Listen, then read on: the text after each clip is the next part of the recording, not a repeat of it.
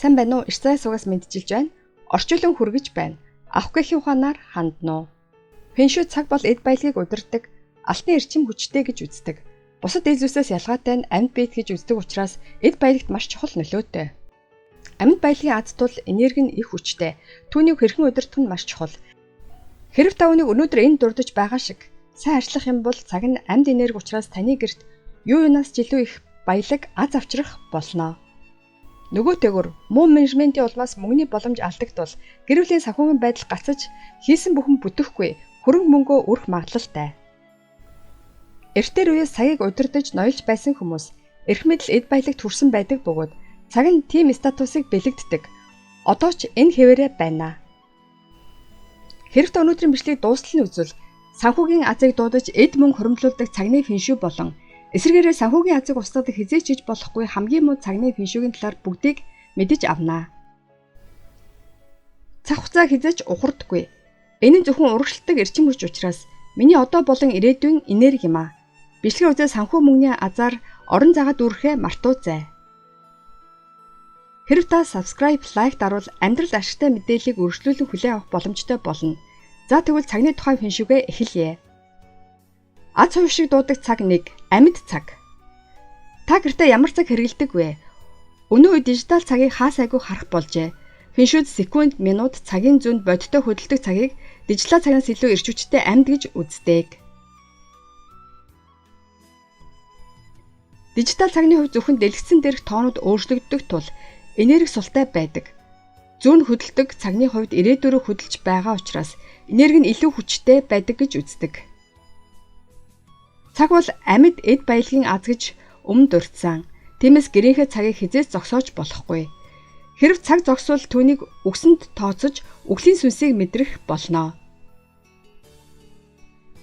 Сайн тогтоож аваарай. Цаг зогсон нь эд баялагын аз зогсон гэсэн үг биш. Харин эд баялагын аз нь үгсэн гэж үздэг ажээ. Цаг нь эвдэрч хагарсан бол үүнийг үглийн муу энергитэй гэж үздэг тул болгоомжтой байх нь зүйтэй. Цагийн үүрэг бол цаг хугацааг зааж өгөх явдал. Цаг хэд болж байгааг харах гэтэл эвдрээд ажиллахгүй бол өгсөн буюу үглийн энергитэй тооцдог. Хэрв гэрийн цаг нь хагарсан юм уу эсвэл цаг харахад төвөгтэй санагдаж байвал шинэ цагаар салахыг зөвлөж байна. Эцэст нь хэлэхэд амьд хүч болох цаг нь өнгөрсөнд үлдэх ёсгүй. Заримдаа цаг нь буруу явах эсвэл батарей сулраад хоцорж явах зэрэгт зүгээр л тоохгүй орчдөг хүмүүс байдаг. Энэ одоо биш өнгөрсөнд амьдрна гэсэн үг ээ. Өнгөрсөн үеийн баялаг бол өмнөх баялаг юм а. Гэтэл одоо болон ирээдүйд миний гарт ирэх баялаг чухал. Цагаа одоогийн цагаар тохируулахаа бүү мартаарай. Аз хувь шиг дуудаг цаг 2. Байршил. Алтны эрхтэй цаг нь амьд эрч хүч учраас байрлалаасаа шалтгаалаад эд баялаг аз хэмрийн энерги ялгаруулж чаддагч нөгөө талаар эзний дарамтал сөрөг сэтгэл төрүүлдэг. Эзэндээ хамгийн ойр газар бол унтлагын өрөө юм а. Унтлагын өрөө нь гэрийн эзэн эрч хүчээ эсэргээдэг орон зай бөгөөд эд баялагын азийн хувьд маш чухал газар. Гэвч байшин болон өрөөний хэмжээтэй харьцуулахад том цагийг хананд өлөвөл энэ нь эзнийхээ эрч хүчийг дарах болно. Гэрт байгаа ургамал эзнээсээ том болвол тэр ургамал нь эзнийхээ энергийг булааж авдаг тул болгоомжтой байгаарай гэж өмнө хэлж байсантай адил юм а. Унтлагын өрөөнд том цаг ханын цаг гэхээсээ илүү ширээний цагны хэмжээтэй цагийг тавиур дээр байрлуулах нь сайн. Амрах өрөө бол миний орон зай учраас гараараа удирдах цаг бол хамгийн тохиромжтой. Өрөөндөө гарцаагүй цаг үлэх шаардлагатай болсон ч хадаасаар хадахгүй байх нь дээрээ. Өрөөндөө хадаас зоож байгаа нь баялагын аз руугаа хадаас хадаж байгаатай адил юм а. Нэмж дурдгал зарим хүмүүс орон толгойдоо тавиуртай орыг ихэвчлэн хэрэгэлдэг. Энд цаг болон бусад зүйлийг байрлуулах нь унтаж буй эзнийхээ толгой дээр дарах тул тийм сайн санаа бишээ. Дэлгэрэнгүй мэдээллийн өмнө оруулсан унтлагын өрөөний фэншүү бичлэгээс үзээрэй. Эрсээ сувг хамтдаа суралцъя. Мөнгөний азийн төлөө цагийг тавих хамгийн тохиромжтой газар бол гэрийн гал тогооны өрөө юм а. Тэр дундаа хоолны ширээний дэрэгдэх хан хамгийн эрч хүчтэй байдаг. Гэхдээ цаг тэнд өлгөхдөө хизээж хадаас хадалгүй өлгдөг зориултын зүйлийг ашиглаарай. Дахин эхлээд эд баялагыг удирддаг орон зайг хадаасаар нөхлөхгүй байх нь хамгийн сайн арга.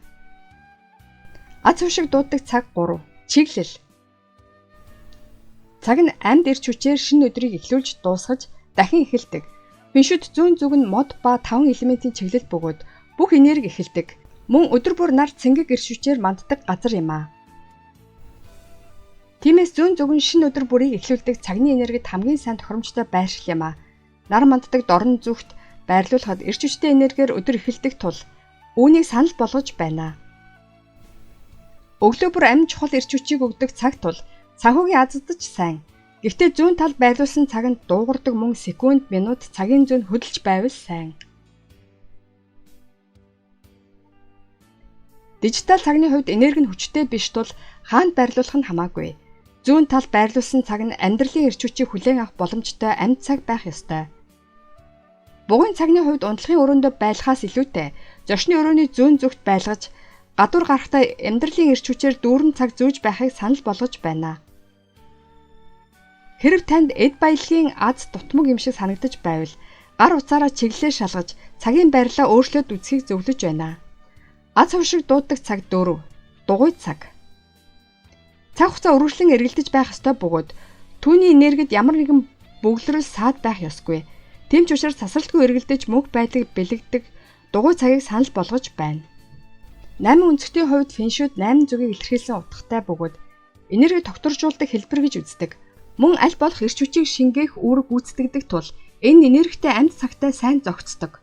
Хэрв сая дурдсан дугуй болон 8 өнцөгт нь сайн хэлбэрүүд бол эсвэргээр фэншүүгийн хувьд зайлсхийх ёстой дүрсүүд байдаг. Энэ тэгш бус шовх үзүүртэй цаг юм аа.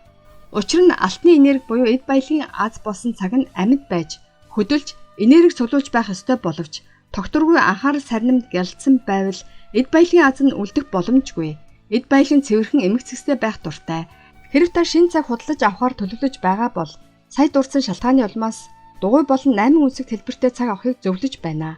За өнөөдөр ярьсан фэншүүг нэгтгэн дүгнвэл эд баялаг авчирдаг цаг нь амьд цаг зүүн зүгт тавих хоолын ширээний хажуудах хан дуу хэлбэртэй болон 8 үнцэг цаг гэж байсан. Эд баялаг устгадаг цаг нь эвдэрсэн эсвэл үгсэн цаг, удаашралтай цаг, үзүүртэй цаг, хэд том цаг байсан. Цагны хувьд эд баялаг аз хэмрэг бэлэгдэг амьд энергийн дотроос хамгийн эрч хүчтэй объект юм. Хэрв та үүнийг сайн зохицуул, сайн байршил байлгаж чадвал танай гэр бүлийн санхүүгийн байдал сайжирнаа.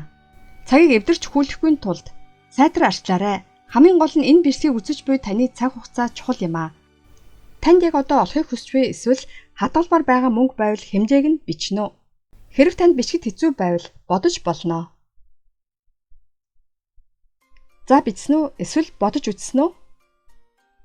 Ботсон тэр мөнгө чинь танд өгөхдгийн оронд маргааш хүчингүй болох байсан бол маргаашийнхаа төлөө солих уу? Магадгүй үгүй байхаа. Таны нэг өдөр тэр хэмжээний маш их үнцэнтэй нандин өдөр байдаг байхаа. Миний хувьд эрхэм таны үнцэнтэй амьдралд хэрэгтэй, сонирхолтой ба санхүүгийн аз авчрах янз бүрийн бичлэг хийж хуваалцахыг хичээх болно. Танд энэ бичлэг таалагдсан бол хайртай дотны гэр бүл, найз нөхөд, сонсоосоо гэж хүссэн бүхий л хүмүүстээ түгээгээрэй. Баярлалаа. Та цаг хугацаанд нь амьдралдаа хэрэгтэй ба сонирхолтой мэдээлэл хүлээн авъя гэвэл subscribe-ийг дарж миний YouTube сувагт бүртгүүлнэ үү. Мөн лайк дараад хэрэгтэй хүнд нь шеэр хийж цааш түгээнэ үү. Баярлалаа.